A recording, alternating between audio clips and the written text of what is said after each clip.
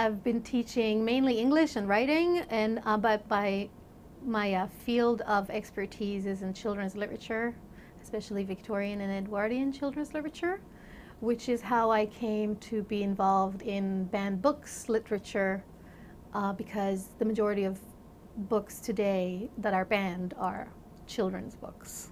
Censorship is an incredibly important topic because as I start my class, I'm in a country where we do have and are very proud of the First Amendment. How is it possible that we are still facing such oppression of free speech? The students in my class are incredible. They have reorganized their lives in order to be able to attend this class. I've never taught a class where every single student in there wants to be there and is prepared to do the work. And the reason for it, I think, is because they do understand the value of being able to read anything they want. I organized the course, I divided it into 4 topics. These are the 4 most commonly used excuses for banning or restricting a book. The first one, which we're just now finishing, is the anti-capitalistic literature. So we started with Marx and read Sinclair's The Jungle. And the novel that I combined with these readings is Natalie Babbitt's Talk Everlasting. I also showed them a banned film, which is something that I'm doing also.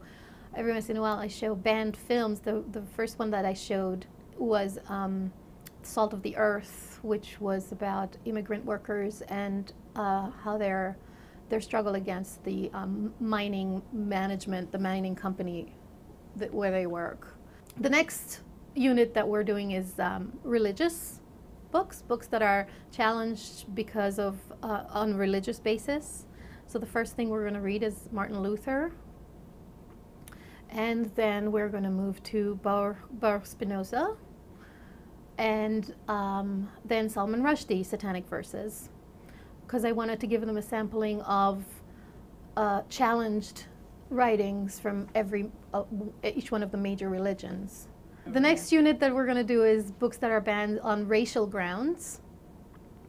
And so we are going to look at Uncle Remus tales. We're then going to read Little Black Sambo and Nappy Hair. A lot of books that are picture books have been challenged for being racial.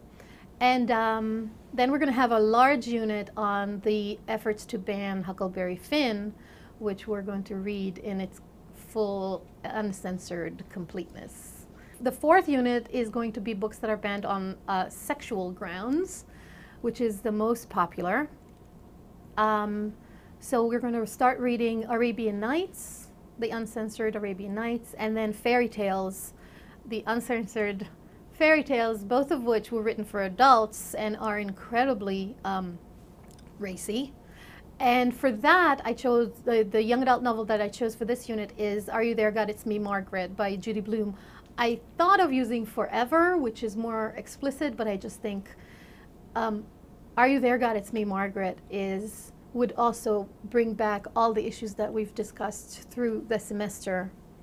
You know, the religious and political and, you know, anti-capitalistic, and it's all in one book. So it would be a nice thing to end with. So throughout history, books have been banned for different reasons. Every generation and every culture has their own problems with their literature, but there is one thread that that combines all of them, no matter what excuse they use to actually ban a book. What the underlying reason for all of them is usually the corruption of youth. It's on the backs of the children, because it's almost like the First Amendment doesn't seem to apply to children in this country. They are not allowed to choose their own books because they can't buy their own books, and when they do, it's usually very restricted. I remember when I was a little girl, I read anything that I could get my hands on, and I just took a book out of my grandfather's library, and it was called Irma la Douce. And I read it, and I thought it was a really fun book. I don't remember thinking that there was anything wrong or troubling with it, but the next day I came to visit, the book was gone from the shelf because they realized that I read it. And that was my first encounter with banning of a book. So far, the way the class has been affecting students is I've gotten two reactions from students. Mainly, the first is always, oh my God, I cannot believe this is actually happening. And the second is outrage, which is exactly the two reactions that I wanted to get from my students. Surprise, because they didn't know that this kind of censorship existed around them, and because of them, for them, and that makes them angry.